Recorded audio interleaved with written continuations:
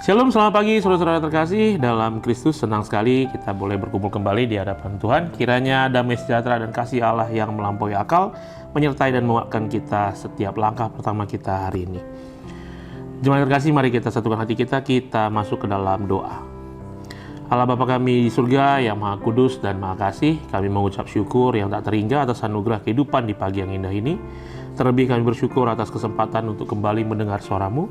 Bersama Roh Kudus-Mu bersihkanlah hati dan pikiran kami dari segala kekhawatiran dan kekerasan hati, agar kami mampu dengan rendah hati mendengar, menerima, dan mempraktikkan firman kebenaran-Mu dalam hidup kami sehari-hari. Bimbing kami ya Bapa, di dalam nama Tuhan Yesus Kristus.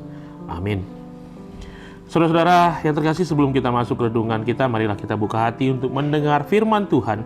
Bacaan Alkitab kita hari ini diambil dari 3 bagian penting, yaitu dari kitab Mazmur pasal 50, dari kitab Nabi Zakaria pasal 7 ayat pertama sampai 17, dan yang terakhir dari surat Yudas pasalnya yang pertama ayat 5 sampai 21. Dan ayat-ayat kunci yang akan kita jadikan sorotan utama dalam renungan ini adalah Mazmur 50 ayat 14 sampai 15 dan 23, Zakaria 7 ayatnya yang ke-5, 6 dan 9 sampai 10, serta 12 sampai 14, serta Yudas 1 ayatnya yang ke-5 serta 20 sampai 23. Marilah kita membaca dengan hati yang terbuka.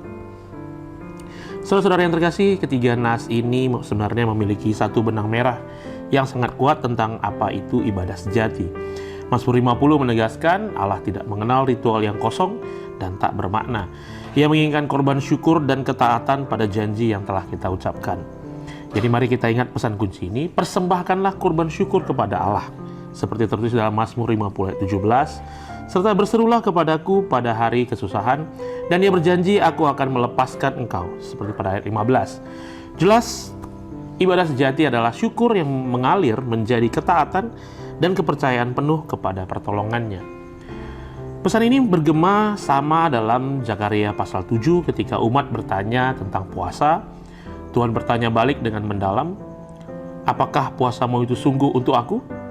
Seperti pada Zakaria 7 ayat 5 sampai 6. Tuhan kemudian menuntut inti hukum kasih, yaitu lakukanlah pengadilan yang benar, tunjukkanlah kasih dan belas kasih. Janganlah kita menindas orang-orang yang rentan, seperti anak yatim, janda, orang asing, dan orang miskin. Ketika hati kita mengeras dan menolak firman ini, Ia mengingatkan kita tentang penghakiman, seperti pada ayatnya yang ke-12 sampai 14, maka perlu kita sadari, ibadah tanpa tindakan keadilan sosial adalah kesia-siaan. Terakhir, surat Yudas meneguhkan dimensi batin dan kewaspadaan iman kita.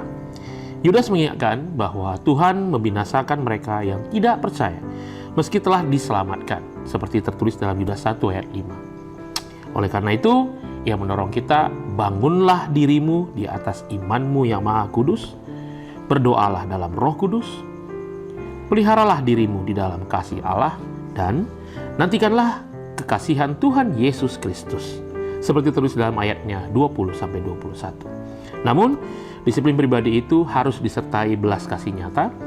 Kasihanilah mereka yang ragu dan selamatkanlah mereka dengan jalan menarik mereka dari api, seperti tertulis dalam ayatnya yang ke-22 sampai 23.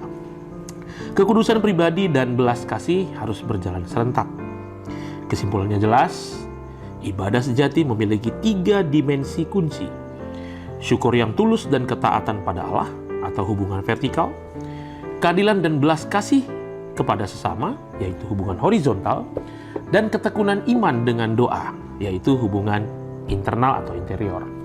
Inilah ibadah yang lengkap dan berkenan di hadapan Tuhan. Saudara-saudara terkasih, hari ini mari kita jadikan renungan ini sebagai langkah yang nyata. Saya ajak kita untuk melakukan 3 praktik yang konkret. Yang pertama, mari kita wujudkan syukur secara nyata dengan menepati satu janji kita di hadapan Allah. Seperti yang tertulis pada Mazmur 50 ayatnya yang ke-14 sampai 15. Yang kedua, hari ini juga mari kita melakukan satu tindakan adil dan belas kasih kepada sesama, terutama yang rentan atau membutuhkan, seperti tertulis dalam Zakaria 7 ayat 9 sampai 10. Dan yang terakhir, yang ketiga, rawatlah batin kita, lakukan doa singkat setiap beberapa jam untuk menjaga diri kita tetap di dalam kasih Allah, seperti yang tertulis dalam Yudas 1 ayat 20 sampai 21. Jika kita bertemu dengan orang yang ragu atau hampir jatuh, Mari kita dekati dan tolong dengan belas kasihan. Jemaat terkasih, kita tutup renungan ini, kita bersatu dalam doa. Ya Tuhan, Allah sumber segala kasih, ajarilah kami untuk selalu mempersembahkan syukur yang tulus. Berikan kami keberanian untuk menegakkan keadilan dan belas kasih kepada sesama, dan kuatkan kami untuk menjaga diri kami tetap di dalam kasih-Mu dan kekudusan. Lindungi kami ya Bapa dari segala ajaran yang menyesatkan dan kekerasan hati. Kuatkan kami dengan Roh Kudus-Mu, agar seluruh tindakan kami di hari ini memuliakan nama-Mu yang kudus. Di dalam nama Tuhan Yesus Kristus, kami berdoa. Amin.